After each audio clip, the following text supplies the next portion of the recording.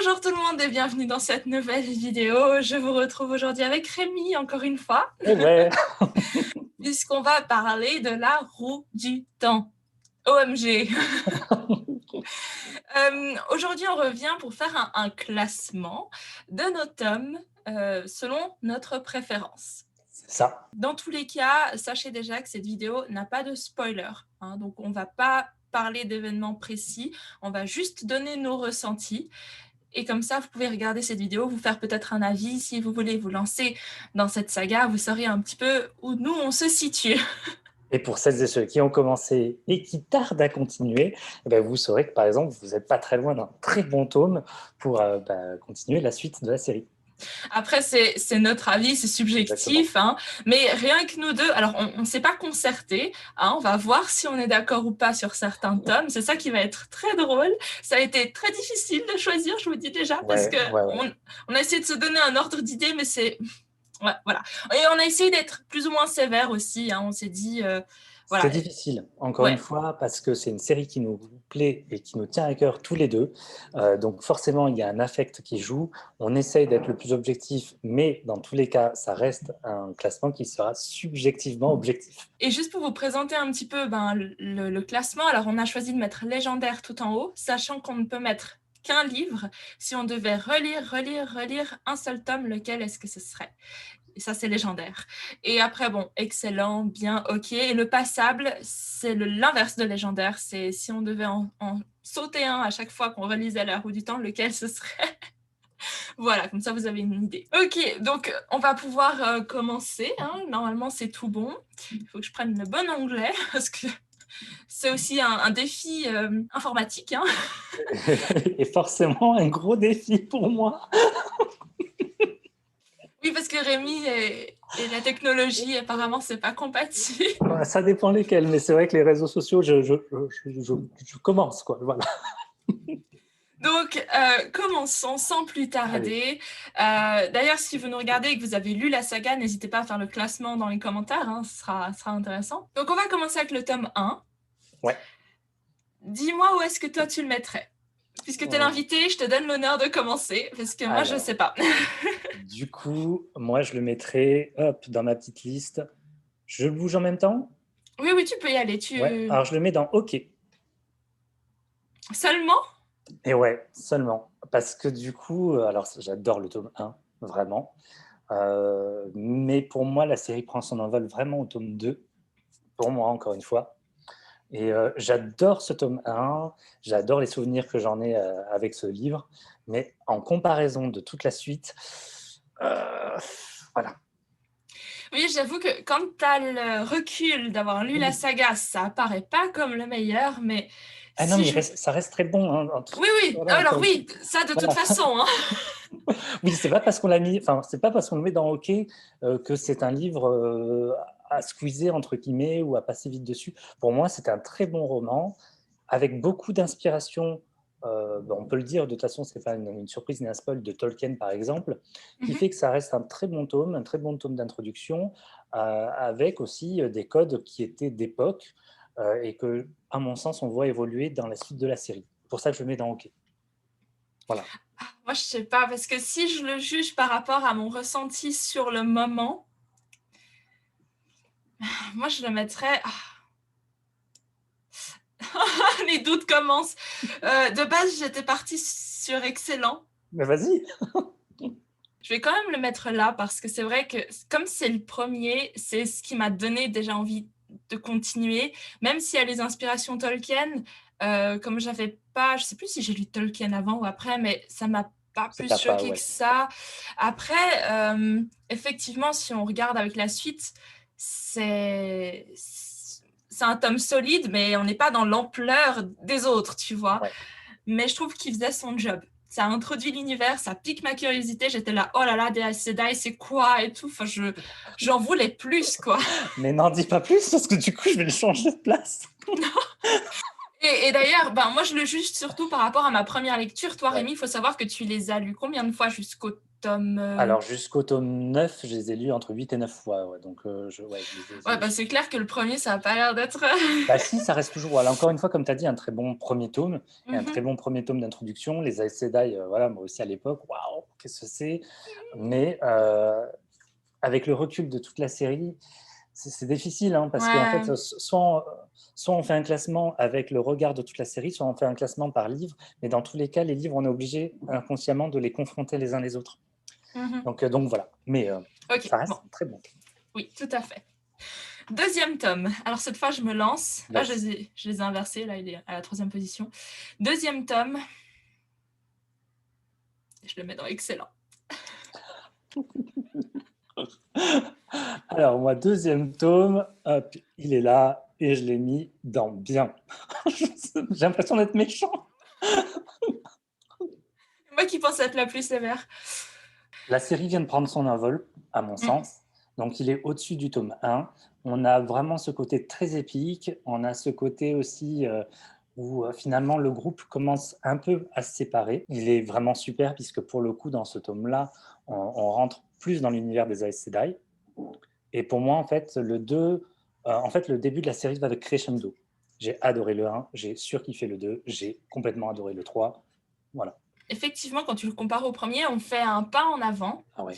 Mais moi, ce qui m'a beaucoup plu, et ce sera aussi le cas pour le 3e tome, mais c'est que tu es... Alors, ça a déplu à pas mal de gens, mais moi, j'ai bien aimé, c'est avoir cette boucle, en fait, où tu as à chaque fois une quête, tu vas accomplir la quête, tu repars dans quelque chose de nouveau. Alors, c'est assez générique, mais moi, ça m'avait plu sur le moment de savoir que à la fin de ce bouquin, ben, on allait Oui. passer à autre chose, ce qui n'est pas le cas pour d'autres livres, on en Ce reparlera. n'est pas le cas pour d'autres livres, surtout dans une saga. Oui, surtout dans Voilà. une saga. C'est vrai que Donc, le début peut rebuter plusieurs, et d'ailleurs, on a eu beaucoup d'échanges avec nombreux d'entre vous, entre guillemets, et, et c'est vrai que c'est un côté très heroic fantasy. Une quête, on accomplit la quête. Mais ça fait très bien le job. Et comme tu dis, ouais. l'avantage, c'est que pour une saga, ça permet aussi de clôturer une première lecture d'un roman. Mhm, mhm. Donc moi, c'était une formule qui fonctionnait et j'aimais bien, en tout cas au début. Et du coup, bah, on passe au tome 3, je pense, hein, parce que... Bon, bah, tome 3, moi, du coup, bah, je le mets en excellent. Ah, moi aussi. Et je sais pourquoi. C'est la Vas-y, je t'en prie. découverte d'une culture, d'un peuple et de sa culture, et qui est pour moi mon peuple préféré de Moi l'art et du aussi. temps. Voilà. Donc, et j'ai adoré, et beaucoup d'éléments aussi sur le personnage principal. Et voilà, très bien. Ce Ouais, tome 3 est super.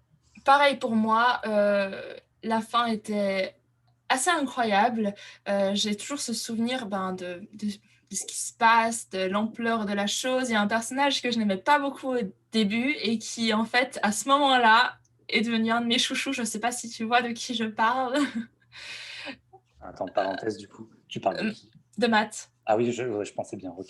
Tu vois, quand vraiment ouais, il est plus exploré en fait dans ce tome 3, je trouve, Oui. parce qu'avant il était dans une espèce d'entre-deux, mais vraiment là j'ai adoré, j'ai adoré.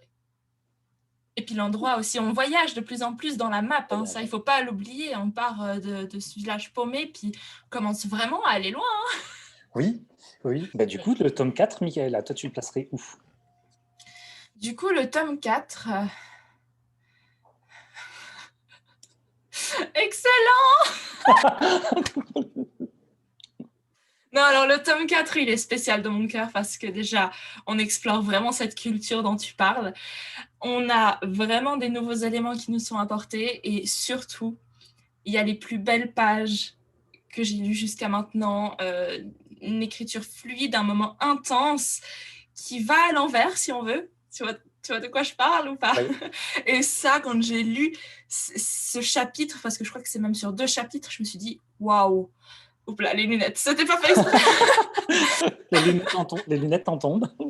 Non mais sérieusement, c'était tellement bien fait, bien exécuté que j'en revenais pas quoi. Non, ce 4e tome, il avait tout ce qu'il fallait. Ah d'ailleurs, en Oui. fait, je suis bête. C'est mon tome légendaire. Non, mais Ah vraiment. merde! Alors oui, on n'aura pas du tout les mêmes choses, mais c'est bien. Non, mais tu vois, non, mais non. Non, c'est vraiment pour moi celui que je relirai à plusieurs reprises, justement pour ce passage que je t'ai D'accord, indiqué. ok. Bon, bah écoute, moi du coup, hop, le tome 4, il est là. Tu Et le mets moi, le où? tome 4, je le mets dans OK. Sacrilège! Ça va pas la tête. J'aime beaucoup, encore une fois, comme le tome 1, j'aime beaucoup. Mais pour moi, c'est concentré sur, pas tout le livre, on est d'accord, mais c'est concentré sur un personnage qui me fait moins d'effet. Et du coup, c'est très bien. J'adore le passage toujours très culturel de ce peuple que l'on aime beaucoup. Mais pour moi, ça ne s'envole pas aussi haut. Voilà. Enfin, je ne sais pas comment le dire. C'est très perso, hein, voilà, encore une Oui, fois. bah oui. Mais voilà, c'est surtout par rapport à un personnage En par rapport à un particulier. personnage en particulier. Merci. Tu parles de qui? De maths. T'aimes pas Matt? Alors, moi, j'aime pas maths jusqu'à. Alors, j'ai jamais aimé maths jusqu'à ce que je fasse beaucoup, beaucoup de relectures. Et Mais j'ai non. commencé. Ah, si, ouais. Et j'ai commencé à beaucoup aimer maths en relisant en VO parce que je l'ai trouvé gamin, mais moins gamin. Je trouve qu'en français, c'est vraiment très, très gamin. Ok. Et forcément, en continuant la série, Matt il s'est envolé. Matt, c'est devenu un homme. Et là, j'adore le personnage de Matt, toujours finalement dans la rigolade, mais avec un côté extrêmement bien développé. Pour moi, il a une superbe évolution. Donc, du coup, je suis passé de je le déteste les premières fois que je lisais La Roue du Temps à j'aime beaucoup. Mais il est en complète opposition avec Perrine, qui est mon personnage préféré. Ah bah Perrine, c'est celui que j'aime le moins. Voilà, bah oui, mais voilà. Bah ouais, Voilà. c'est vrai que ça marche bien ensemble. Enfin, ça marche bien ensemble. C'est ça qui est bien, c'est que tu en as pour tous les goûts en termes de personnages. Et ils sont complètement opposés. Par contre, les scènes où ils sont ensemble, elles sont drôles, elles sont émouvantes. Ouais, Donc, ouais. ouais. Ok. Ok, bon, tome 5, vas-y, dis-moi où tu le mets. Alors, le tome 5, hop, le tome 5, je le mets en bien. Ok, moi je le mets en bien aussi.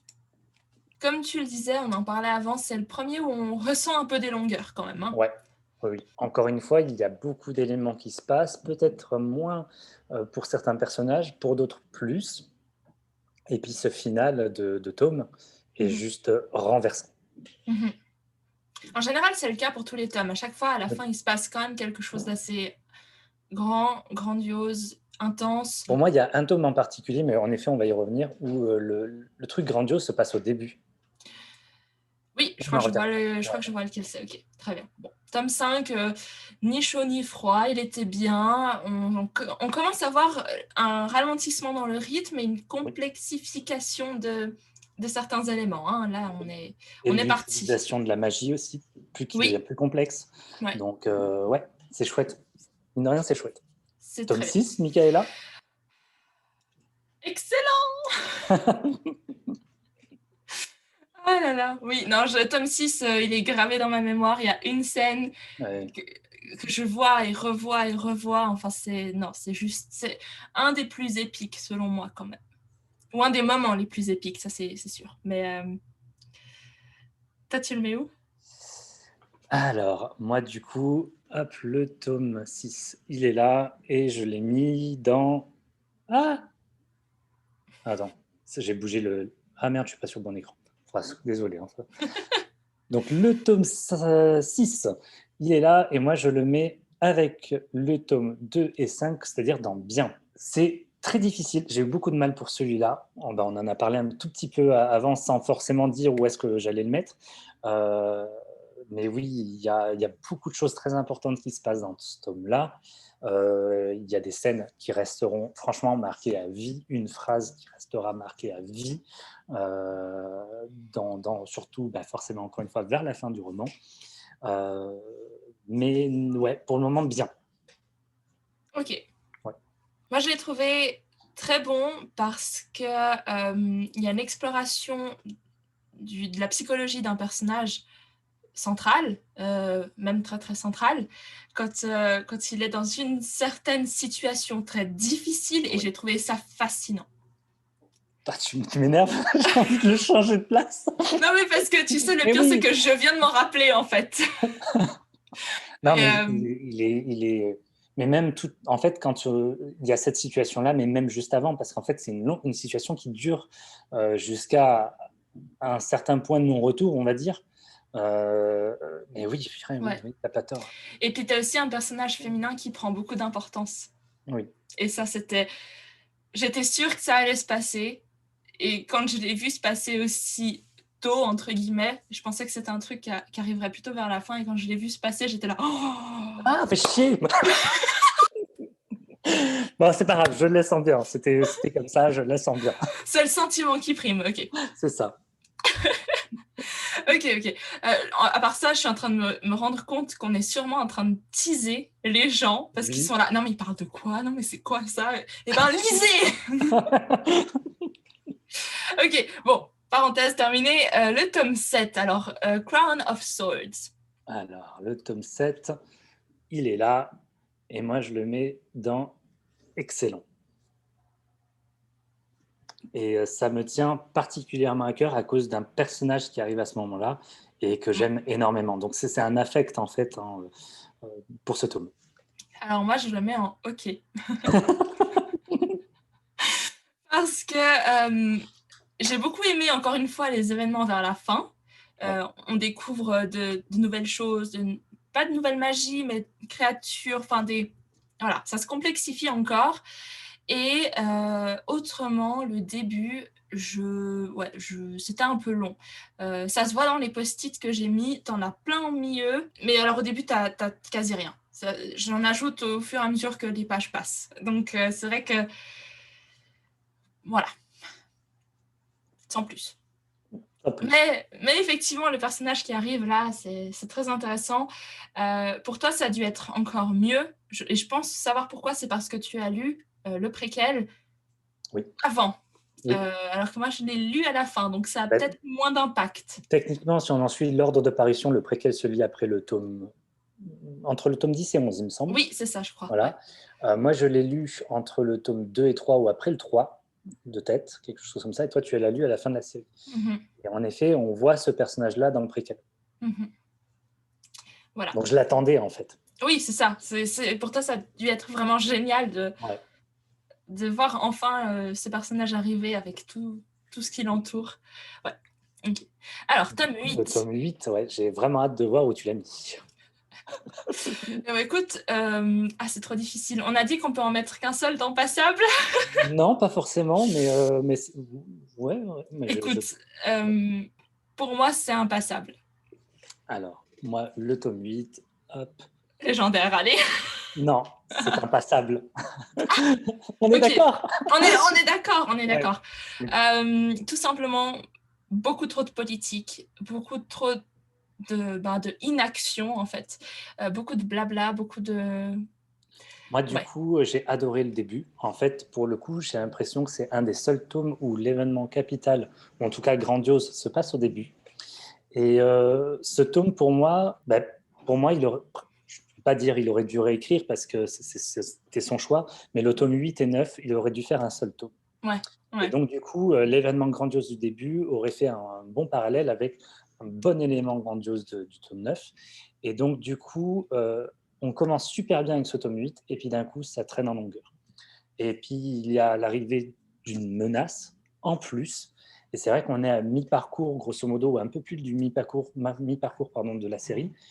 Et du coup, on se dit, ah là là, ils vont ramer nos héros parce que, putain, ça continue, quoi. Je vois tout à fait l'événement. Écoute, je l'ai pas plus, ça m'a pas plus marqué que ça, en fait. Déjà, c'est le seul tome où il n'y a pas du tout un de mes personnages favoris. Donc, ça, je l'ai senti déjà. Et du coup, c'était juste trop long pour moi et il se passait pas grand chose justement. Quand je lisais un peu les résumés pour me rafraîchir la mémoire, on voyait tel événement, tel personnage poursuit tel événement. Puis quand on va avoir le résumé du tome 9, il y a toujours exactement la même phrase, tel personnage poursuit tel élément, et t'es là, non mais en fait il n'a pas bougé. Ouais, c'était assez rigolo. Du coup, ça a un peu C'est joué. c'est rare quand il le fait, mais c'est vrai que ça arrive sur certains romans, en Ouais. effet, où un de nos personnages préférés, Mhm. n'est pas présent et Ouais. du coup, c'est très rare, hein, mais ça arrive et moi je me rappelle, mais c'est hyper frustrant. Ah C'est bah oui. hyper frustrant. Donc il manquait quelque chose. D'ailleurs, le tome 9. Ah ben, du coup, moi, le tome 9, hop, je l'ai mis, il est là, hop, en excellent. Je l'ai mis en passable également. Je me doutais que tu l'avais mis passable. Pour les mêmes raisons que le tome 8, parce que pour moi, c'est presque impossible de les distinguer. Bah, je te rejoins complètement. Encore une fois, pour moi, le 8 et 9, c'est le même bouquin, Ouais. séparés. D'ailleurs, ils sont extrêmement courts. En VO, on est sur du 500-550 pages, moi, sur mes versions. Donc, c'est extrêmement court pour La Roue du Temps. Et en fait, moi, ça tient de l'événement final qui dure sur plusieurs chapitres à la fin, si vous voulez, quand même, mais qui est d'une importance capitale. Et quand je l'ai lu, ben, c'était un événement que j'avais tellement attendu aussi que je me souviens, j'avais des frissons, j'en ai des frissons là, rien que d'en parler. Et la scène est merveilleuse. Mais c'est vrai que si je dois prendre le livre dans son intégralité, ben, je rejoins Michaela. Je le mets en passable. Mm. Je le mets en excellent à cause de cet événement tant attendu. Ouais, ouais. Ouais, ouais, non, je comprends. C'est vrai qu'il est capital, mais encore une fois, je sais pas pourquoi. J'ai l'impression que plus j'avance dans les tomes, et puis moins les événements me marquent, parce que peut-être que justement, j'ai établi cette habitude d'avoir des événements hyper intenses, hyper épiques, qu'au final, Oui. t'as de la peine à ressentir l'intensité du truc, parce qu'au final, j'ai dit combien de fois parce qu'au final? Parce que justement, c'est quelque chose de constant, en fait, dans la Habituel, roue du temps. constant. Ouais, Voilà, ouais, ouais, ouais. ouais. Ouais. Ok. Euh, Bah, du coup, le tome 10 pour ouais, toi. le tome 10, je l'ai mis en... Alors, attends, faut que je vois mon classement. Je crois que je l'ai mis, oui, en... Ok. Alors, moi, le tome 10, hop, je l'ai mis en bien. Ok, dis-moi. Je suis un petit peu sur la même chose que le tome 9. C'est-à-dire qu'il y a encore, pour moi, certaines longueurs dans le tome 10, qui d'ailleurs n'est pas très grand non plus. Euh, mais bah, j'ai un personnage préféré et il s'avère qu'il y a quelque chose de capital pour lui. Et encore une fois, ce qui me tient finalement en haleine, c'est cet événement capital qui pourtant euh, se fait en une page, un chapitre, voilà, Mhm, et grosso modo, c'est marqué sur un paragraphe d'une seule ligne, mais voilà, c'est quelque chose d'émotionnel.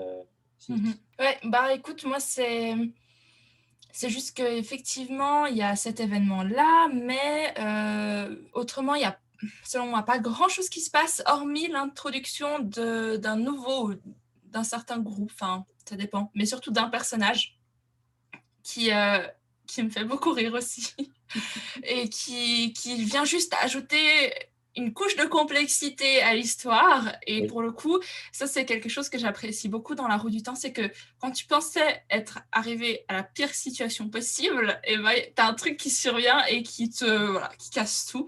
Et j'ai beaucoup aimé parce que, en même temps, c'est un personnage que tu as envie de détester, oui, mais que tu aimes quand même. Parce que les motivations, elles sont pas forcément... Enfin, c'est des motivations que nous, quand on a lu, à ce moment-là, 9 tomes de La Roue du Temps, tu dis non, mais tu peux pas être de leur côté, en fait. c'est Mais ça. ils sont quand même introduits comme personnages importants, intéressants, avec tout un background. Donc, tu peux pas non plus les détester comme ça, en fait.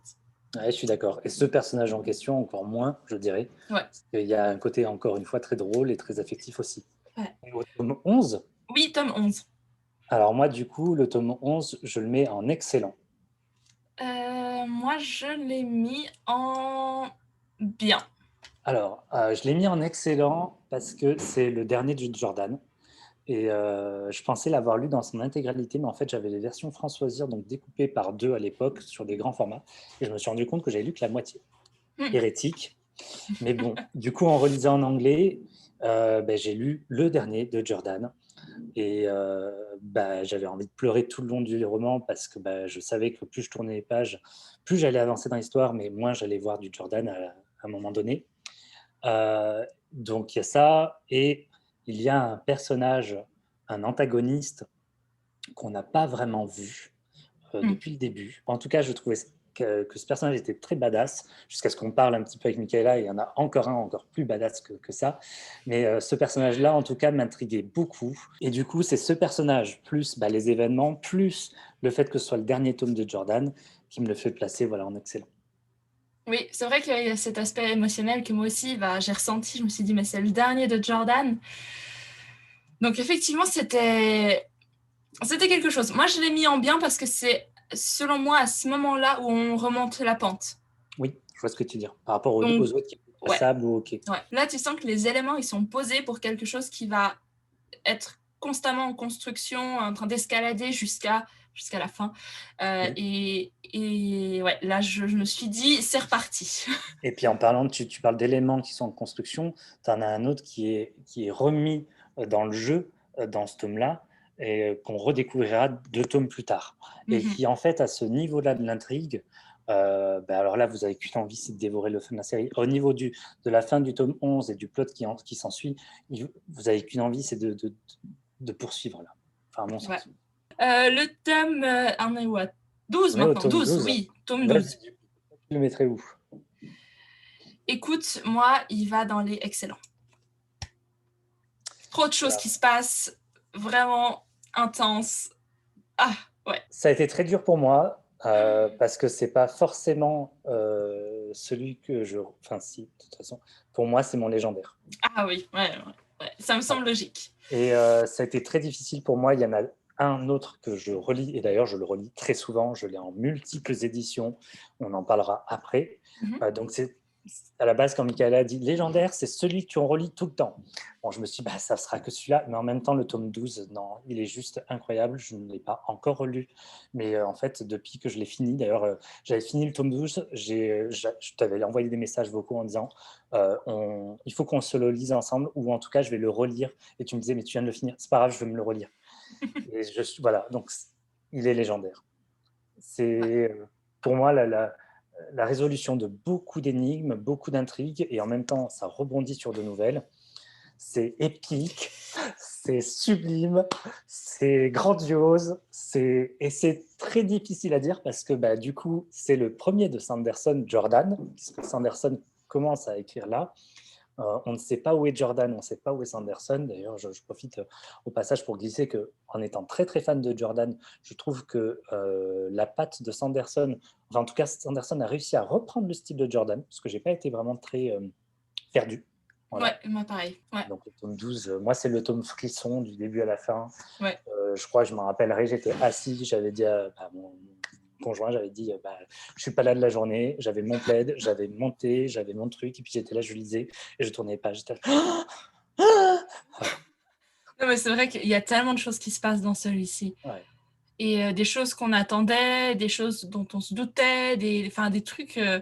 Pour moi, c'est le tome de la jouissance, alors pas forcément, voilà, hein, c'est la jouissance livresque, si vous voulez, c'est de cette série, c'est la libération de tellement de choses qui se passent,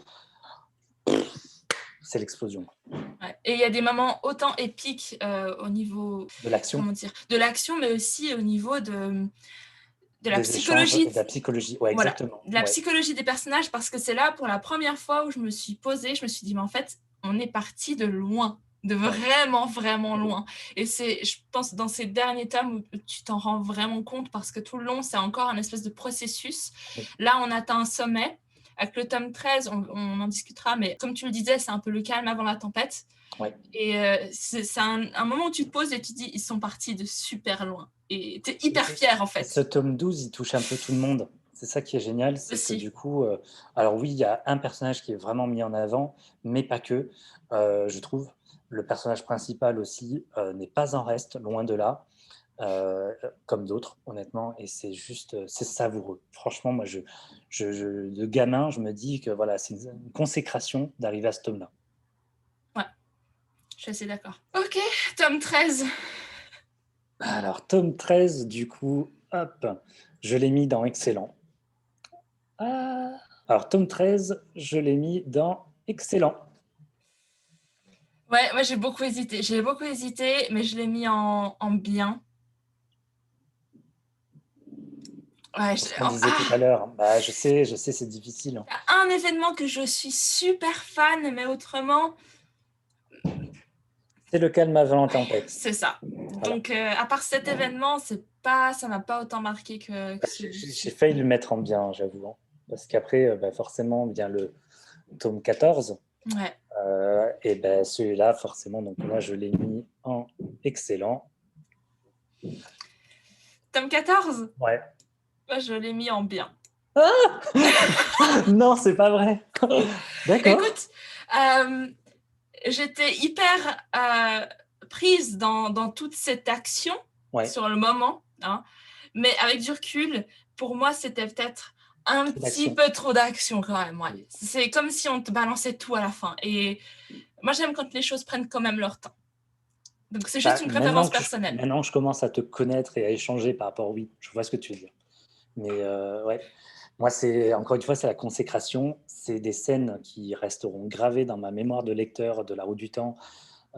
Et puis, forcément, on arrive au tome 14, donc autant vous dire que personne n'est épargné. Et donc là, putain, moi, je suis allé. Il y a une scène en particulier, j'ai été là, j'ai fermé mon bouquin, et du coup, j'avais mon conjoint qui me dit, mais qu'est-ce qui se passe? En fait, là, je ne peux pas continuer à lire. Il faut que je m'arrête. Et il me dit, vas-y, raconte-moi. Alors, je lui ai raconté La Roue du Temps en 10 minutes. Il pleure. Et je me dis, mais c'est pas possible. Pourquoi? Et encore, le truc affreux, c'est que c'est que le début. Je suis assez Non, d'accord. mais c'est un tome de génie, c'est un superbe tome. Voilà. Ouais, non, c'est clair. Ah, mais je pense que surtout le lire pour la première fois, quand tu t'attends à rien en fait de ce qui est en train de se passer, tu t'y attends pas. Alors, tu as peut-être 2-3 idées, tu te dis, ok, tout va pas forcément finir bien, mais je pense qu'il n'y a rien qui te prépare à. Non. Non. Et les scènes sont vraiment sublimes. C'est écrit divinement bien. C'est poétique. C'est poétique. Chaque personnage a droit à sa scène. Jusqu'à ce fameux chapitre. Tu te rappelles, je t'avais dit, oh là là, j'en suis là. Tu me disais, oui, mais t'as encore, après ça, t'as encore. Non. Ah, puis c'était horrible parce que je pouvais rien dire, tu vois, mais oh mon Dieu. Mais oui, bon, voilà. Ah là là, on aurait dû se faire une visio juste après, je pense. Tu m'aurais vu en train de pleurer, oui. Ah, moi j'aurais pleuré avec toi. Ah là là, non mais vraiment, ce tome 14, il est bien. C'est juste que je pense que si je devais le relire, tu vois, j'aurais déjà pas tous les mêmes sentiments, parce que je le sais maintenant, mais c'est juste un petit peu trop... Trop d'action. Ouais. C'est un roman où on lit en apnée à certains moments. Ah oui. Et du coup, le problème, c'est qu'il y a en effet beaucoup d'action. Pour moi, c'est bien dosé, mais c'est vrai que ça reste quand même beaucoup d'action.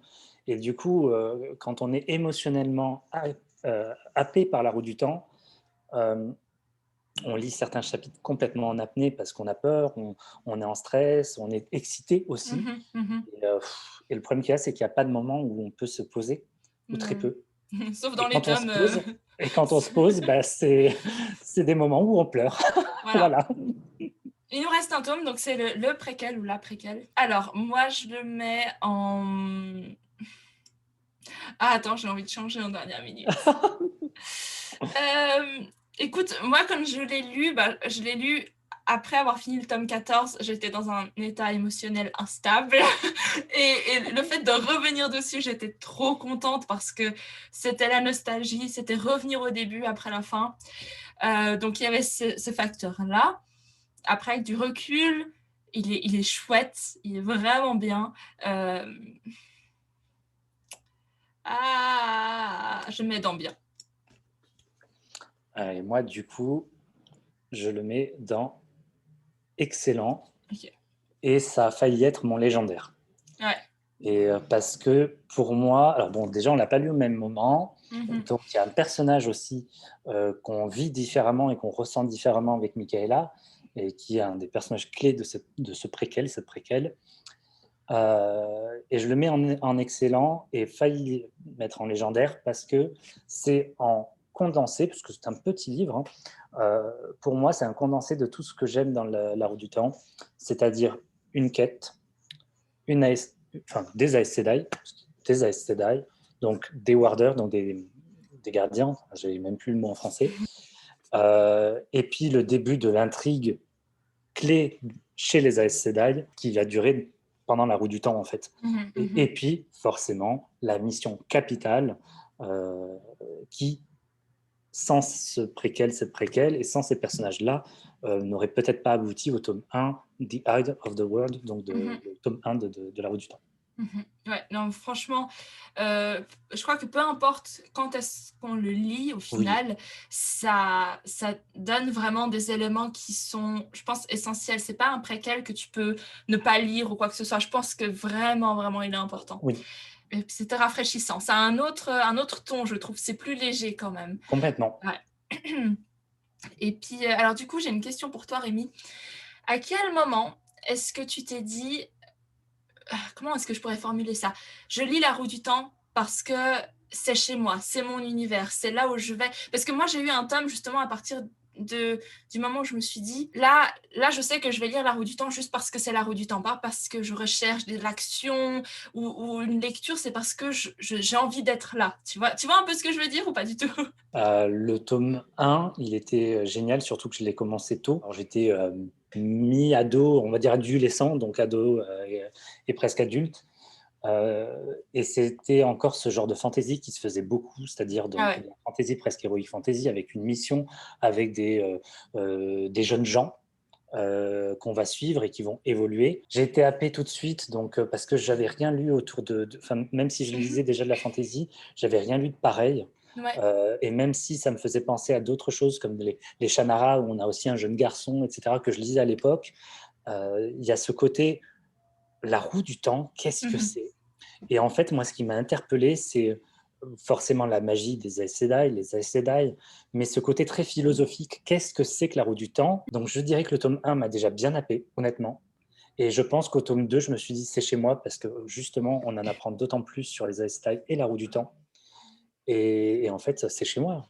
Deux rivières, Ouais. Kenlin, tout est chez moi. Ouais. Est-ce que c'est aussi à ce moment-là où tu t'es dit que c'était déjà ta saga chouchou ou est-ce que c'est encore à un autre moment? Non, je pense que c'est autour du tome Ouais. 2-3. Ouais. Ouais. Ouais, moi j'ai ressenti ça après le tome 3, quand j'ai compris Ouais.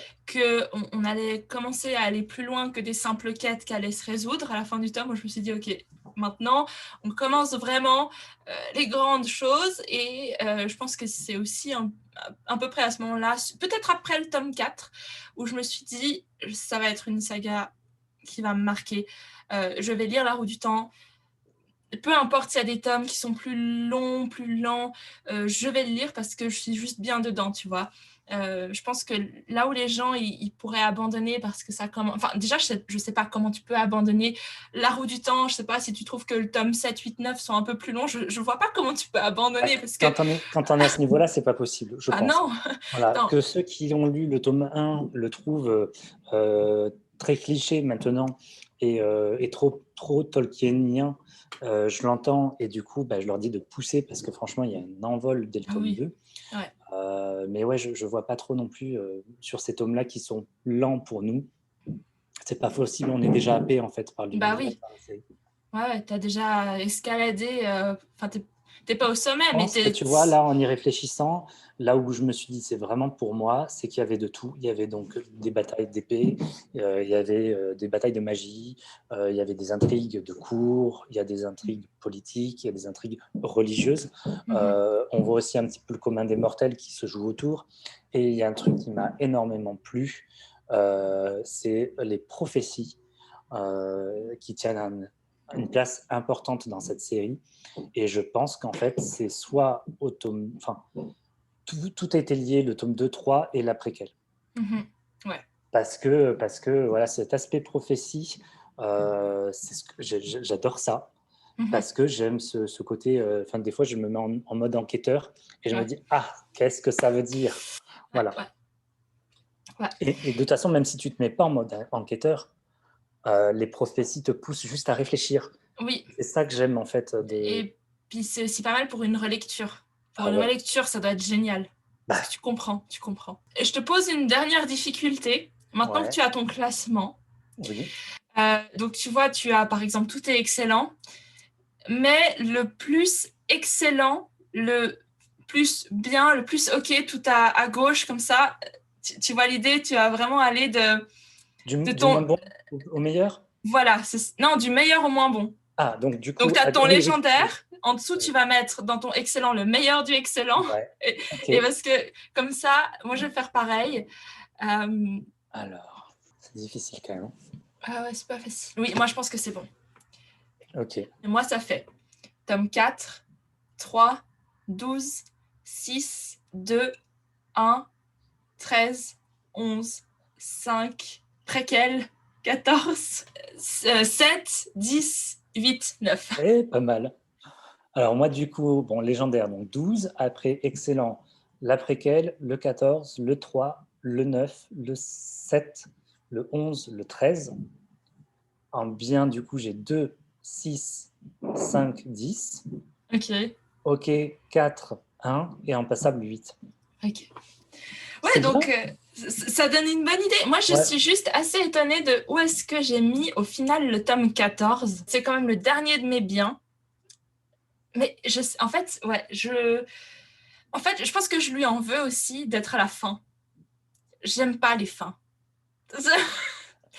Tu vois ce que je veux dire? Je voudrais juste que ça continue. Et puis, le fait que... Ouais, je pense que c'est juste... c'est tout bête, mais...